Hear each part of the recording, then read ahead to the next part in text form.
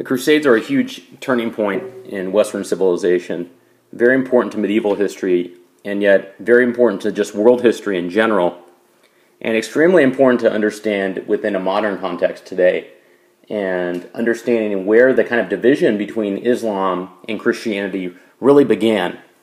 And to do that, we have to go back about 1,000 years and see exactly what happened and how this kind of legacy can be carried out today as well. So today's kind of lesson, and the ideas of the Crusades are very pertinent in order to understand a lot of modern day events. So you may find this kind of lesson especially applicable if you're interested in current events as well.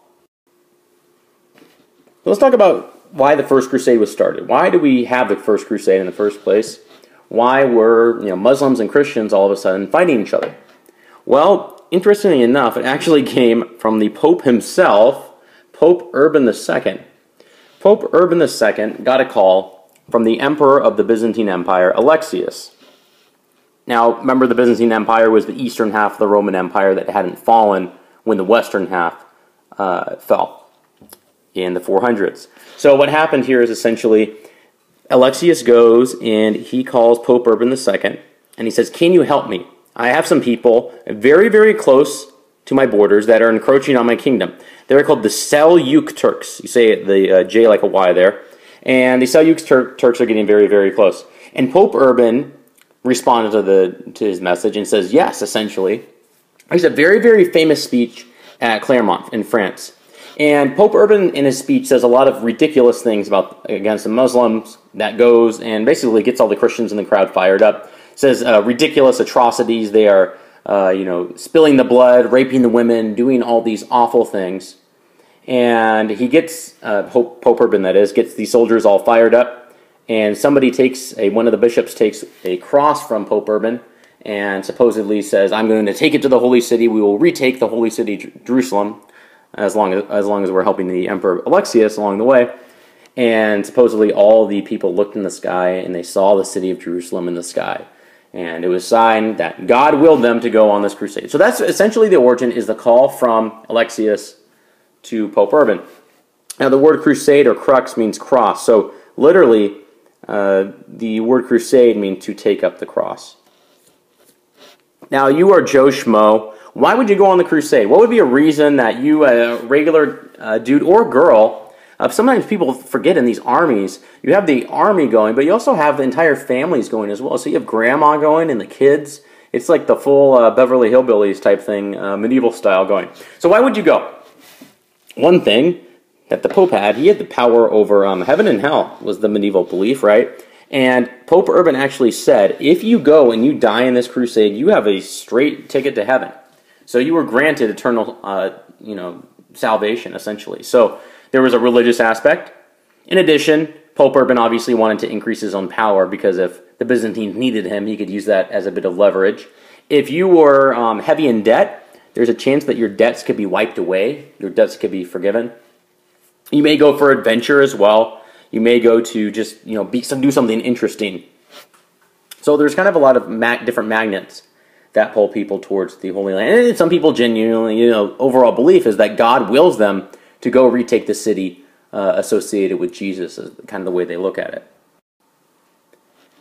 So Pope Urban makes his big old speech at Clermont, and then everybody gets fired up and they say, okay, let's go form some armies. We'll kind of get our battle tactics together, and then we'll head over to Jerusalem. Well, in the meantime, right after that had happened, you kind of had this peasants' army, a bunch of farmers that are going to go even before the real crusade. So I call it the pre-crusade, and it's called the Peasants' Crusade.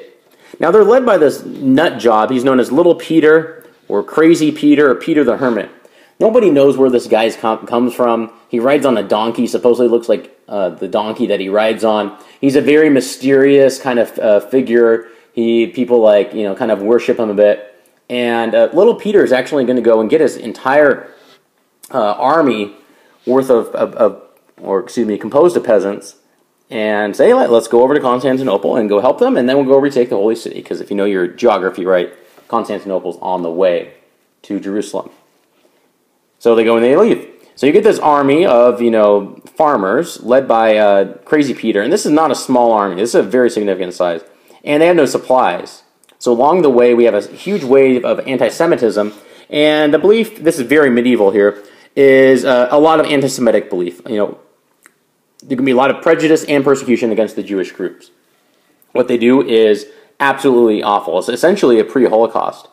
Along the way, the Christians will go and murder the Jews. They will round them up, light the synagogues on fire, burn the Torahs, kill children, do whatever they can do in order to get the supplies. So it's pretty atrocious. Even before they start killing Muslims, the Christians go and kill the Jews along the way as well.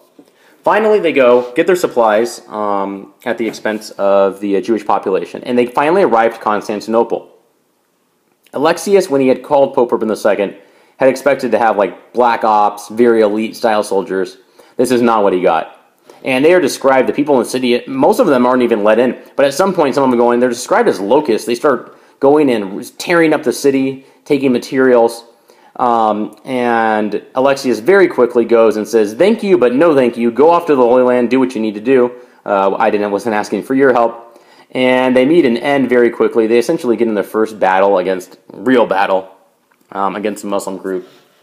And when they get there, they're surrounded. They actually take over a city. The peasant crusaders take over a city that's basically abandoned. And then they have to fight the Muslims. The Muslims just surround them, and the city is going to be starved from within. They are so dehydrated within the city, and they're cut off from supplies. They are supposedly actually had to go and drink the blood of donkeys and their own urine as well. So it got pretty bad, and basically all the peasants, they either had to convert to Islam or go back home. So that ended the pre-crusade to the Peasants' Crusade pretty quickly. So I got a couple pictures here to show you of little Peter and his donkey that he's riding on and going towards the the city there, and just kind of the Peasants' Crusade. And here's the creepily white army of the peasants going and just getting slaughtered and exiled as well. Now we get the Crusade, and I'm not going to go into a lot of details. I'd rather have you know more of the themes than the very specific details.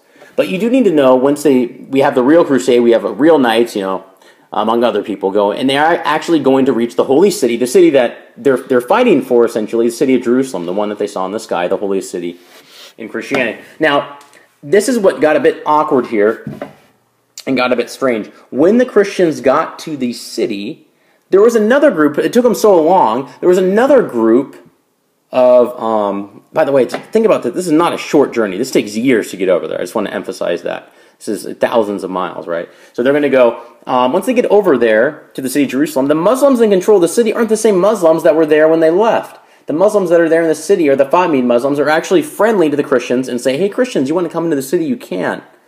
The Christians obviously have worked a bit too far, and they got themselves in an awkward position, so they say, "No, thank you. We would like to kill you anyways, even though you're being friendly to us, because God wills it." And that's kind of a big thing you hear in the big phrase, "God wills it." I'll write that on there. That's good to know. God wills it. The idea, and essentially both sides believe that too. I mean, obviously the Muslims believe in God as well. So the turning point, interestingly enough, there's 2 points: diarrhea and a ghost. I'll let you decide how big of an effect on the battle, but these stories are too good to pass up. Now, diarrhea story, let me explain. The city of Jerusalem has a bunch of trees, stuff around it on the outside that you could use. In order to get in the city, you're going to either have to go over a wall, through a wall, or under a wall. Well, the Muslims, as they're preparing for battle, raise the outside of the city, and they take, cut down all the trees. And the Christians have basically no way to get into the city. They need to build a siege tower. The siege tower is where you go, and you have like the wall to the city, and then you roll up the little siege tower, and then you have the guys go over the wall. So they need to build one of those. How we're going to build one of these siege towers? Well, there's one of the generals. He actually has a case of dysentery, is kind of basically what we think, and he had to go to the bathroom all the time, have diarrhea. So he went and miraculously went and was going to the bathroom and found a cave, and he turned behind himself in the cave, and he saw a bunch of trees that were pre-cut laying there in the cave. It was a secret stash of the Muslim trees, and supposedly one of those turning points in history. If he hadn't gone in the cave, they might have not been able to go find the wood. And then what they did with the wood, essentially, is they built 2 different siege towers to hopefully get over the wall. And then they also built battering rams. The battering rams are the things that go and blast through the wall to try to break through a wall, so that you can come from, either get over, or you can go through the wall, or try to dig under, like I said. Those are all common methods. The second one is the ghost. Remember I said that bishop that went and picked up the cross from Urban and they saw the city of Jerusalem in the sky? That bishop had died during the process of the Crusades.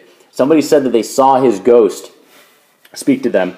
And the ghost essentially said, walk around the city barefoot for a certain number of days, and then after you walk around the city barefoot, go attack. And, that's what God wants. And they waited a number of days, they walked around barefoot, and they followed his advice, and lo and behold, they actually did take the city. I don't know if that more got them rallied up, but you kind of get the concept there. They're both important. And so now the Christians have taken over the city of Jerusalem. Once they get inside, it is not a pretty fest if you are a Muslim or a Jew. 70,000 men, women, and children that live inside of the city of Jerusalem are slaughtered. And I won't read that there. You can pause it and take a look at that primary source. But the Christians go and basically throw just giant pyramids, essentially, of dead bodies together. So the result of the First Crusade, the Christians do win. So Urban is ultimately, he actually dies shortly before. He doesn't even get to see the results of his call. But I mean, the Crusades are just incredibly intense, incredibly important, and really are the start of kind of this idea of Christian-Muslim relationships. And that's why the word crusade can go and be such an offensive term to Muslims, because it implies, from their perspective, Christian, oppression and Christian slaughter of their own people.